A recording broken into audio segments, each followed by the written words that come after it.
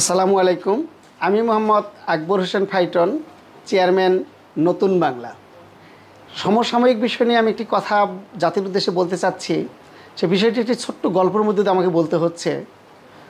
আপনারা সকলেই অবগত আছেন, মোহনলাল তার বোন আলিয়াকে বলেছিল, তুমি এত রাত্রিতে একটি পুরুষের কক্ষে কেন এসেছো? আলিয়া উত্তরে বলেছিল, আমি এসেছি তাহাকে কাছের থেকে দেখার জন্য। তখন মোহনলাল তাকে বলেছে, যে পুরুষ তোকে সতীত্ব হরণ করেছে, যে পুরুষ তোকে সমাজে স্থান দেয়নি, যে পুরুষ আজকে তোকে সমাজ থেকে বিতাড়িত করেছে, সেই পুরুষকে তুই কাছ থেকে দেখার ইচ্ছা তোর আজও মেটেনি?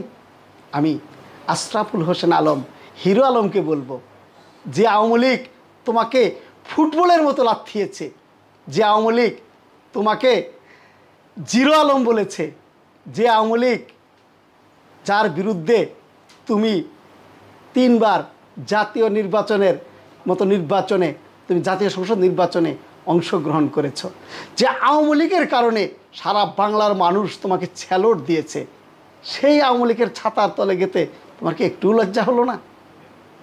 আমি আরেকটি কথা না বললেই পারছি না। সেটা হলো, মানুষ যখন কোনো গাড়ি ড্রাইভার গাড়ি অ্যাক্সিডেন্ট করে, তখন তার গাড়ি সে কুড়ে ঘরেও লাগিয়ে দিতে পারে, সে বিল্ডিংয়ের সাথেও আঘাতপ্রাপ্ত হতে পারে।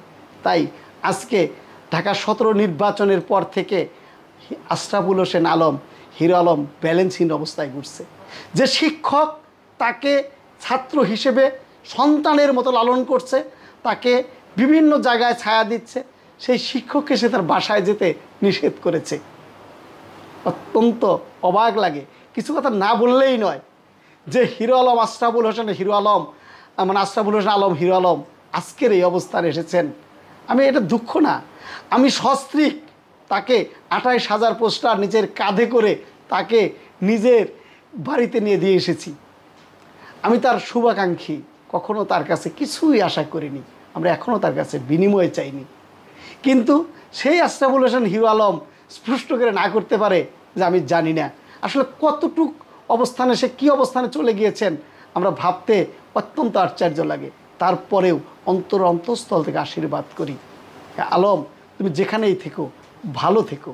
একটা আবেদন রইল তোমার প্রতি, এরা তোমার সাথে প্রতারণা করবেই, তুমি মনে রেখো।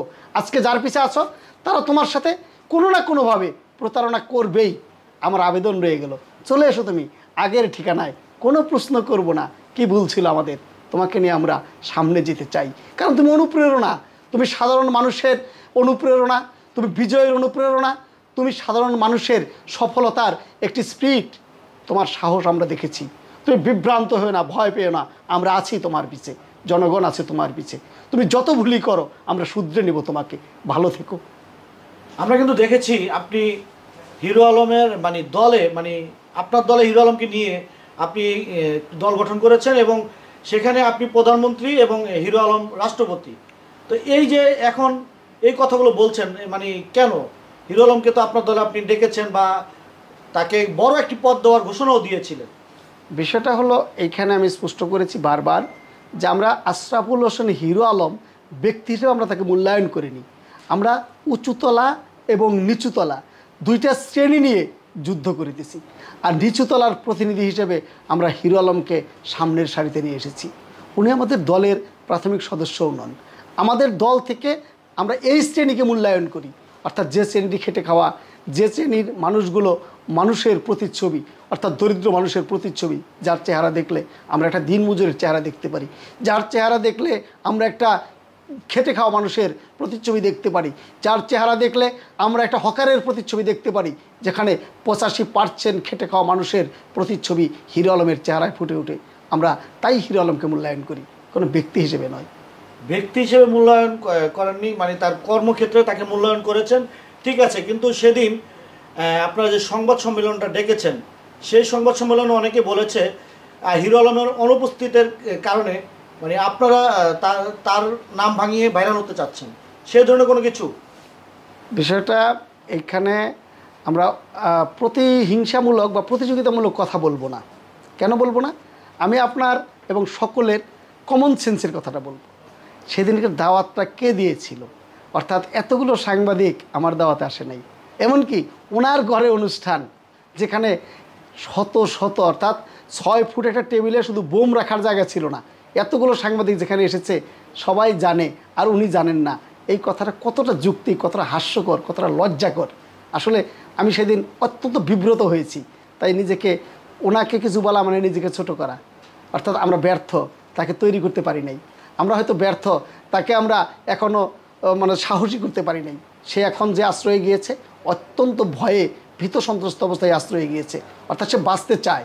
বিভিন্ন জায়গা থেকে তাকে যে হুমকি দেওয়া হচ্ছে, ধামকি দেওয়া হচ্ছে, সেখান থেকে সে নিরাপত্তা চায়, সেই নিরাপত্তার আশ্রয় খুঁজছে।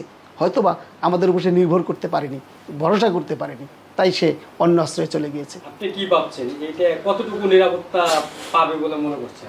আমি তো প্রথমেই বললাম, তাকে ফিরে আসতেই হবে। সে ফিরে আসবে, সে যাদের পালায় পড়েছে সেখানে সে প্রতারিত হবে। প্রতারিত হওয়া ছাড়া কোনো রাস্তা নাই।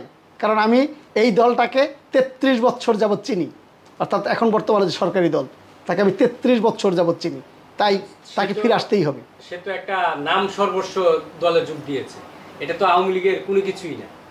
অর্থাৎ মূলত উনি যেটা ভাবতেছেন, ওনার ভাবনার মধ্যে, অর্থাৎ রাজনৈতিক ম্যাচুরিটি তো সে পায় নাই।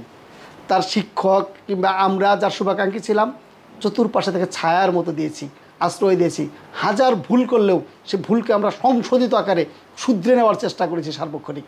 তাই তাকে মুক্ত করে দেওয়া হয়েছে, সে স্বাধীনভাবে ঘুরুক, আবার ভুল করে ফেরত আসবে, আমরা তাকে কোনো প্রশ্নই করব না।